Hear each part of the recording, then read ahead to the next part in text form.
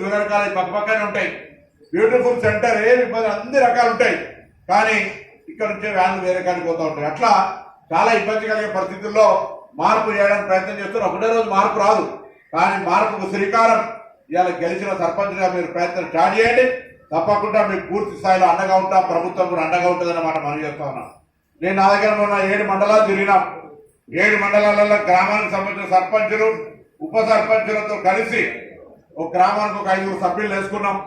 ఆ 5 సభ్యులు విద్యా పట్ల ఆసక్తి ఉండి గ్రామంలో డ్రాప్ అవుట్స్ ఉన్నటువంటి వాళ్ళను పిల్లల్ని స్కూల్లో జాయిన్ చేయడం కానీ, లేదా ప్రైవేట్ పోయేటువంటి వాళ్ళని కన్విన్స్ చేసి ప్రభుత్వ పాఠశాలలో తీసుకురావడం కానీ, ఆ రెండింటికే పరిమితం కాకుండా ఆ పాఠశాలలో ఇంతకుముందు చెప్పినట్టుగా చిన్నాపూర్ సర్పంచ్ గారు చెప్పినట్టుగా అది స్కూల్ గదులు కావచ్చు, టీచర్లు కావచ్చు, మౌలిక సదుపాయాలు, వాష్రూమ్ కావచ్చు, కిచెన్ కావచ్చు, ఇంకోటి రేపు పొద్దున ఎందుకంటే బ్రేక్ఫాస్ట్ కూడా పెట్టబోతా ఉన్నారు, పాలు ఇవ్వబోతా ఉన్నారు, రాగి జావా ఇవ్వబోతా ఉన్నారు. అనేక రకాలుగా పిల్లలకు సంబంధించిన కొంత సమృద్ధి ఆహారం కూడా ఉండాలి గ్రామీణ ప్రాంతాల్లో అనే ఆలోచనతో ఉన్నప్పుడు తప్పకుండా మరి ఓన్లీ రాబోయే స్కూల్లో చేంజ్ చేయడం కాకుండా ఆ పాఠశాల మౌలిక సదుపాయాలను కలిగజేసే విధంగా ప్రభుత్వం చర్యలు తీసుకుంటుందనే మాట సందర్భంగా మనవి చేస్తా ఉన్నాను.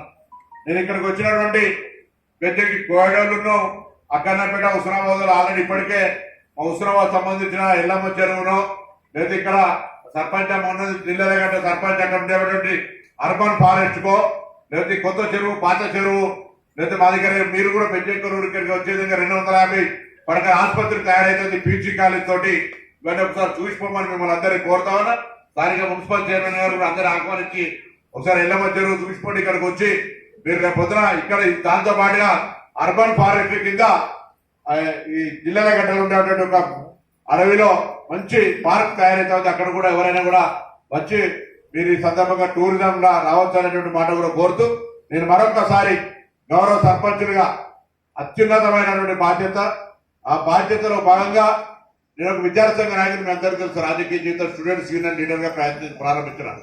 కాబట్టి ఎడ్యుకేషన్ అంటే నాకు కొంత టాప్ ప్రయారిటీ, ప్రాధాన్యత, విద్యాపరంగా అత్యంత ప్రాధాన్యత ఇచ్చేటువంటి ఆలోచన. నాకు విద్యా వ్యవసాయం అనేటువంటిది నాకు చాలా ఫేవరెట్ సబ్జెక్ట్స్. కాబట్టి నేను మిమ్మల్ని కోరుతా ఉన్నా, విద్యాపరంగా ఏ ప్రాంతం, నేను బెజ్జంకి కూడా పార్లమెంట్ మెంబర్, నాకు వీలైనంత వరకు బెజ్జంకి కూడా నేను డెవలప్మెంట్ చేసినాం.